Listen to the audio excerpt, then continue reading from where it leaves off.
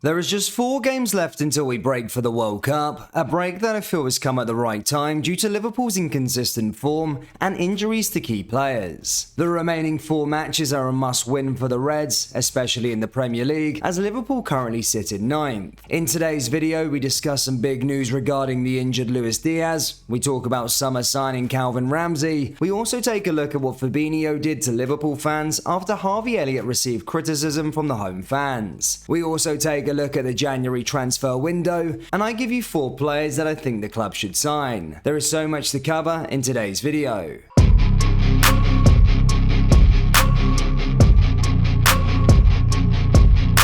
And hello everybody, welcome back to the channel guys. Before we get into today's video, please do smash that like button and subscribe to the channel for daily Liverpool content. Liverpool's last match against Leeds United was very disappointing, with the club losing in the final few minutes of the match, where Crysencio Somerville added to the Reds' disappointing start to the Premier League season. Fabinho didn't take well to Liverpool fans venting their frustrations at Harvey Elliott during the Premier League encounter with Leeds United. Supporters made their discontent clear after the Englishman lost possession in the first half of action, which inspired the holding midfielder to defend his teammate by waving his arms at the crowd. Whilst we can absolutely appreciate our fellow fans being a little annoyed with proceedings, especially taking into account yet another poor start from the hosts, it's hugely unfair just to be aiming all of the criticism at our number 19. As far as consistency is concerned, the attacker turned midfielder has been one of our most reliable performers on the pitch since the start of the 2022-2023 campaign. That's not to say there aren't plenty of elements of Elliott's game that can be improved as a young talent, though the full support of the Anfield crowd is a must for our teenage startler giving this shirt his all. Luis Diaz will miss the final 4 games before the World Cup due to a serious knee injury, with the Liverpool winger working hard on his recovery. Diaz has been sidelined since his 3-2 loss to Arsenal on October 9th, with the Colombian subsequently missing clashes with Rangers, Manchester City, West Ham, Nottingham Forest, Ajax and Leeds. His absence, along with that of Diogo Jota, has led another change of system from Jurgen Klopp, from a flat 4-4-2 to a diamond, and has been felt strongly.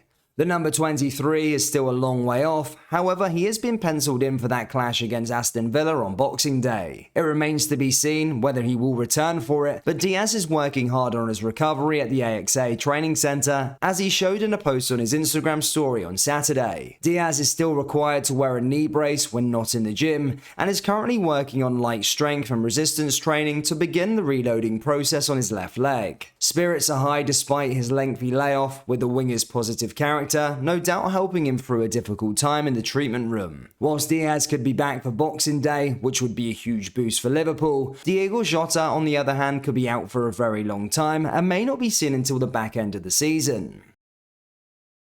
Calvin Ramsey scored his 2nd goal in 3 games for the Liverpool under-21s on Saturday, with the right back edging closer to a first-team debut. Following a long spell out through injury, Ramsey is settling in at Liverpool and building up his fitness with the under-21s, having only turned 19 in July. After a goal-scoring cameo against Accrington Stanley in the EFL Trophy and a 45-minute display in a 2-1 win over Everton in the league, the Scot made another start on a trip to West Ham. Ramsey scored his 2nd goal in the second half, latching onto Lucas Stevens' pass on the overlap to hammer home. Both Ramsey and Bajcetic were brought off at the hour mark, with the pair potentially on standby for the visit of Napoli in the Champions League on Tuesday night. They are both expected to make the bench, though a starting berth is more likely to come in the League Cup 3rd round clash with Derby on November 9th.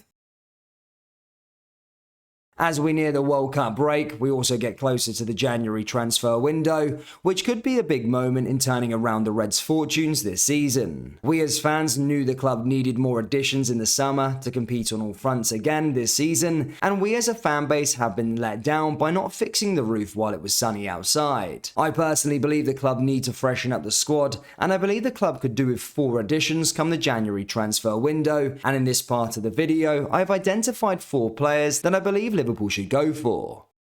Frankie de Jong. De Jong was endlessly linked with a move away from Barca throughout the summer transfer window, but ended up remaining at the Nou Camp. There continues to be speculation surrounding De Jong's long-term future, however, and a move to England potentially looks on the cards thanks to Barca's torrid financial situation. There are arguably others with more financial backing leading the chase to sign the 25-year-old, but that hasn't stopped links to Anfield. Although it arguably feels unlikely that De Jong will end up in a Liverpool shirt, he could be a fantastic addition at the end of the season or even in January. The Reds midfield has lacked legs and guile all season, and he could provide both, having enjoyed a 92.4% pass completion rate in La Liga in the 2022-2023 season to date. Barca manager Xavi has described De Jong as an extraordinary player, high praise from such a legendary figure, and he could be a major part of Liverpool's midfield rebuild. Ivica Kvaratskhelia.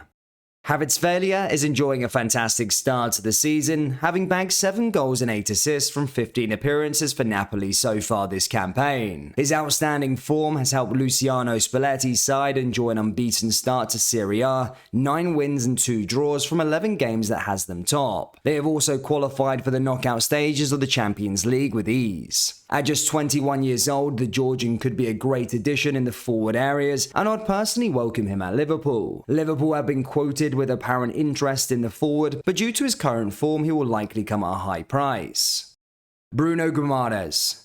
Now to another midfielder, a position that Liverpool really need to freshen up, we have Bruno Guimaraes. The Brazilian midfielder joined the Premier League club from Lyon in January and has been absolutely spectacular. After failing to immediately earn a starting place under Eddie Howe, Guimaraes is now arguably the first name on the team sheet. His terrific performances have not gone unnoticed, with a host of top sides believed to be interested. Barcelona, Liverpool, Chelsea and Manchester City are all sides being mentioned when it comes to interest, and I believe Bruno could be a great addition to this aging Liverpool midfield. Former Liverpool defender Jamie Carragher praised the player and even claimed he can play in 3 positions. He said, "The numbers are fantastic, but I feel like the effect that he is having on the crowd, you have to go back to Kevin Keegan when he first signed, David Ginola, or when Alan Shearer came in. In that effect, he's uniting a club and a fan base really. What we find out with midfield players is we put them in positions in terms of numbers and call them a 6, an 8, or even a 10. He feels like these type of players who could play in all of those roles. In terms of playing this season, he has played as more of the deeper midfield players. When comparing him to midfield players from teams in the top 6, is that he is a throwback to Roy Keane when he was playing. He's that type of midfield player, he's not a sitting or attacking midfielder. The Brazilian's ability to spot a pass could be handy. Jordan Henderson provided a great assist in the Champions League in midweek, but usually outside Thiago, there looks to be a lack of natural creators in the Liverpool midfield ranks. Therefore, Guimaraes, a Premier League proven talent, would easily slot into Klopp's midfield, which was already crying out for more technical quality and depth. Having already adapted to the physicality of the English football, it would not be the case of easing the 24-year-old into the team, like Fabinho when he arrived at Anfield. Having earned statistical comparisons to Chelsea's N'Golo Kante and Barcelona's Pedri, the Brazilian all-encompassing abilities would certainly ensure a fantastic signing for the Reds, as his versatility would permit a more regular rotation of key players.